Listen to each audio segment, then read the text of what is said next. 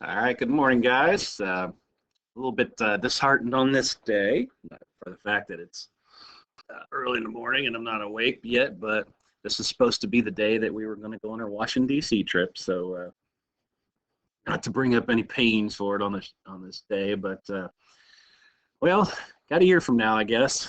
So hopefully everybody else is staying positive and you are getting some stuff done. So, reminder that you have a vocab quiz tomorrow. It will be due on Friday. So please make sure you're looking over your Quizlet. Look over your past sets of notes, I suppose. If you want to figure out where it is on Quizlet, all you have to do is go back, scroll back through the classroom stuff. I dropped it at the very beginning of this unit, so go back in the weeks and it should tell you exactly where the Quizlet is if you haven't looked at it yet. So make sure to do that. Everything I ever give you is always dropped in there. You just got to take some time to look for it. All right, so this is your last set this week. And then you only have two short ones after this, and then we are finished. So keep up with these. They're 10 points every day. Most of you are doing well. Shout out to fifth period. Nearly everybody in that class is passing. That's at least most people are close. So you guys are doing the best of everybody, so keep up the good work. So today's set of notes is on tensions over slavery. So we have been talking about the reforms that have been taking place in the United States at that time period. And so it kind of it does bleed over into slavery because we had the abolitionist movement, we had the Underground Railroad that we talked about yesterday.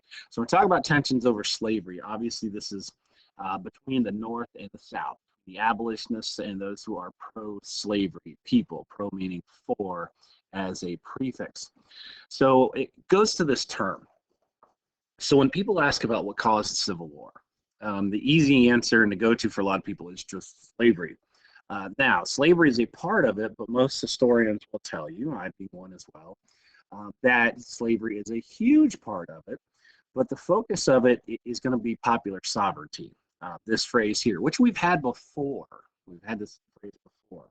And it's the idea that popular sovereignty is a direct vote by the people and not the representatives.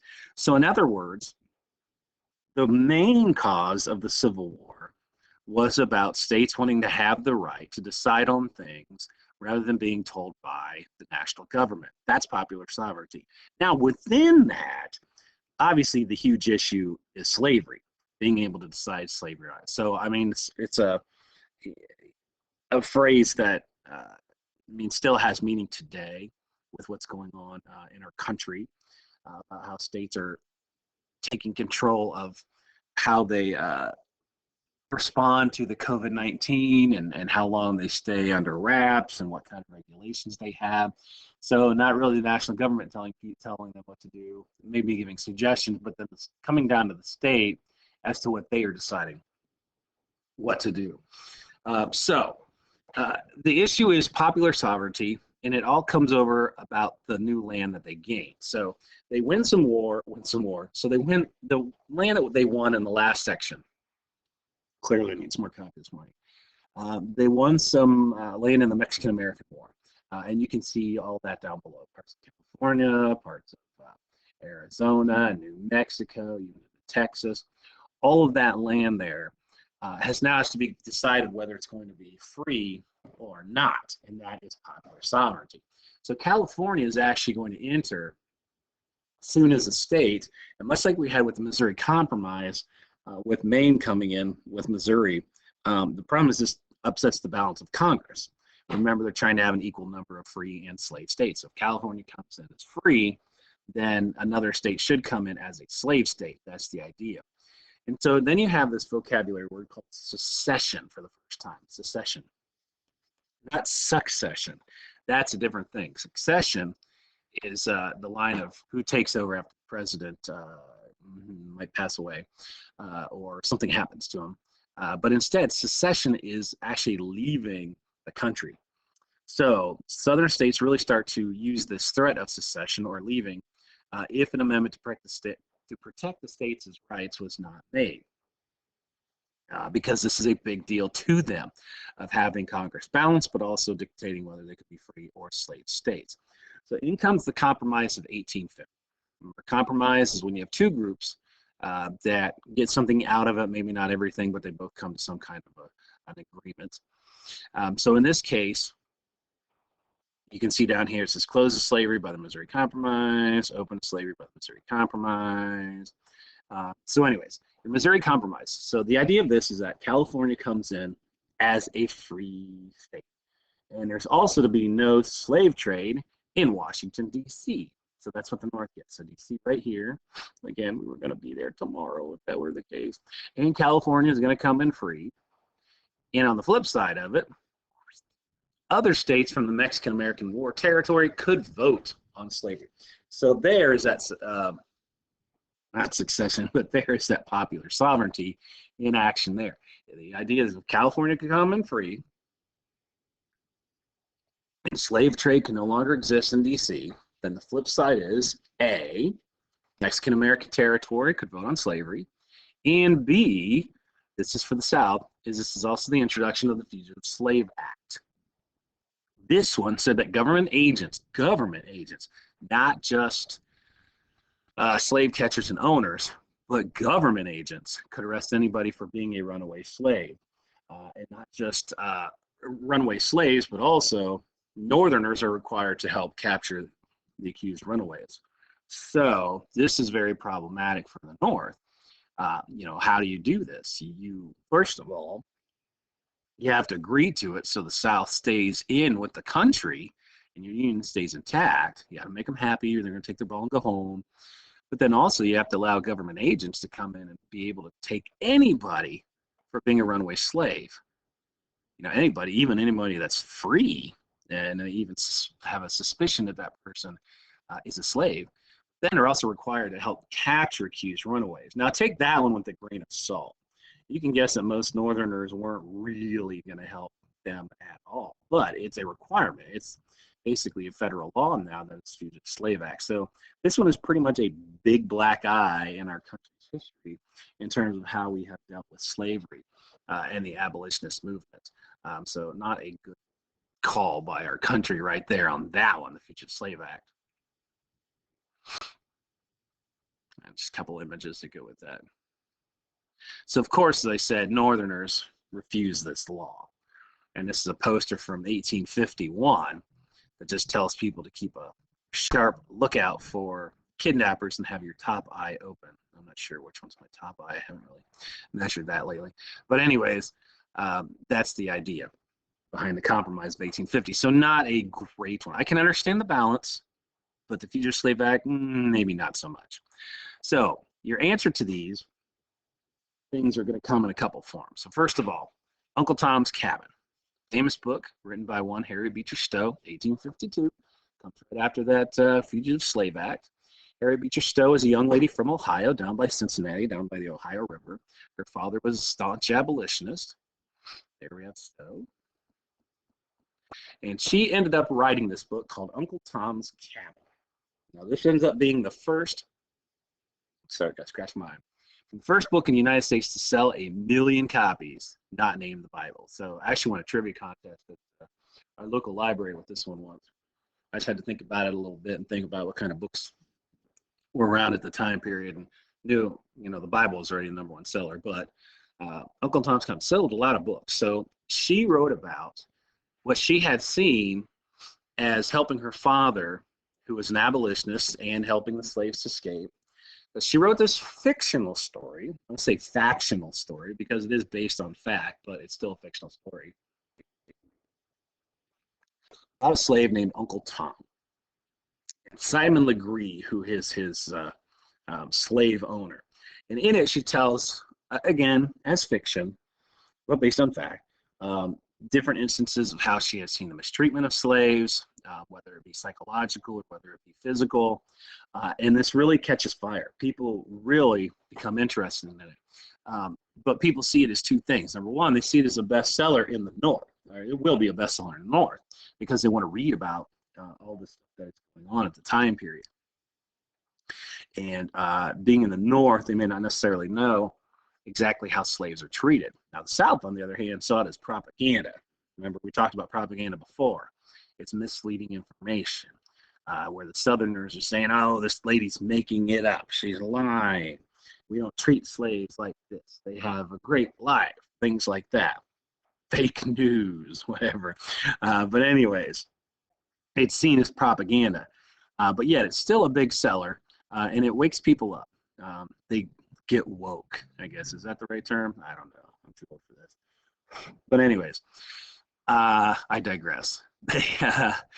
It becomes a bestseller, gets people interested in the abolitionist movement. So it really is a big deal at that time. Now, here's some propaganda that I found online in case you forgot what propaganda is.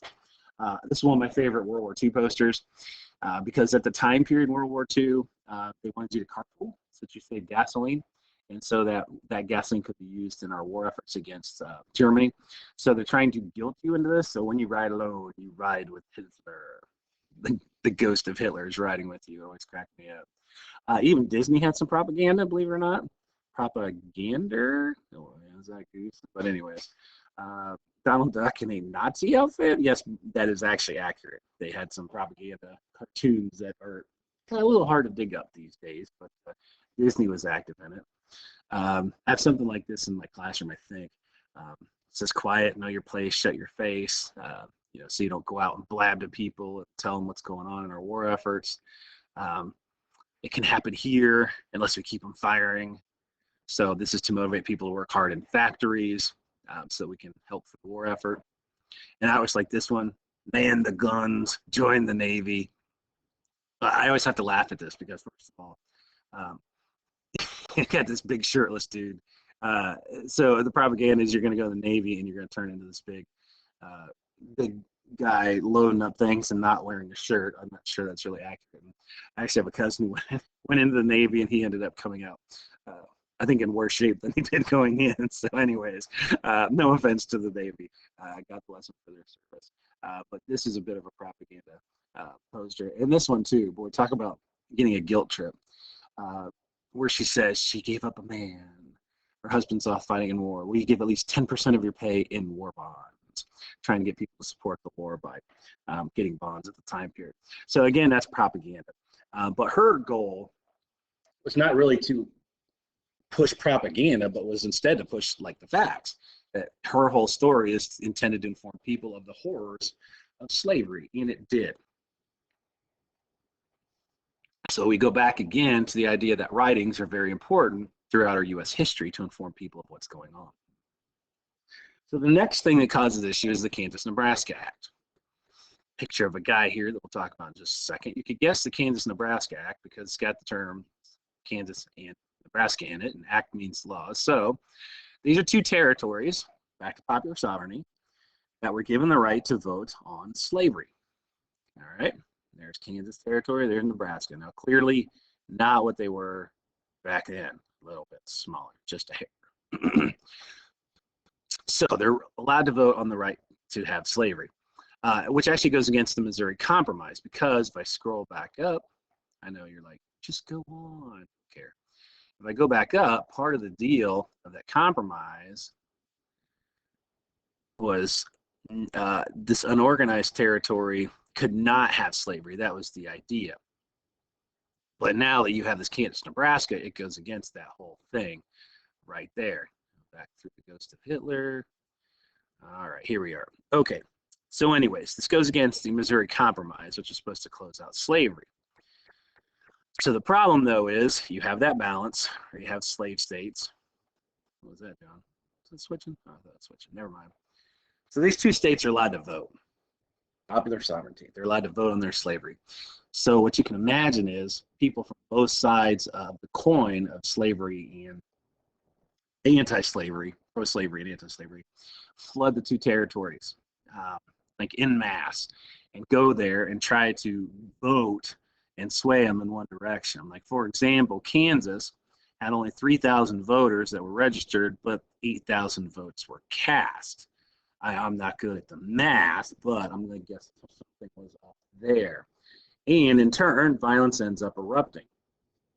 When you have two different people with two different perspectives, sometimes violence does occur.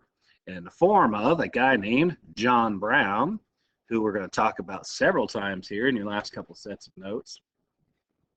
John Brown was a staunch abolitionist. He believed that God had told him that he needed to raise up an army, and that would come soon enough, and fight off the horrors of slavery, because he had seen that firsthand. John Brown does have some links to Ohio. He did live here at one point. He was a big guy. He was at the end of his life. He has a big Moses beard. In fact, if we scroll back up to the original picture here, that's supposed to be Big John Brown with his big Moses beard, Bible in one hand, gun in the other hand. I'm not sure if that's the Christian way, but I suppose so. So he ends up leading 7 men, including his sons, to Kansas, and they murder 5 pro-slavery people. I mean, imagine that, U.S. history. We end up killing our own citizens for the sake of swaying the vote one way or the other. But this tells you how staunchly people agreed on one side or the other to it. And this incident ends up becoming Bleeding Kansas.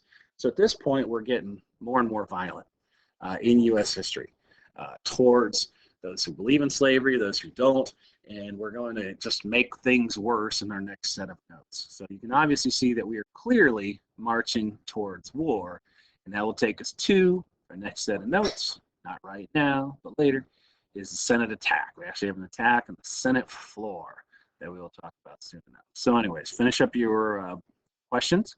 You should have at least 1 question, maybe 2, I forget. And that's it. So have yourself a good day.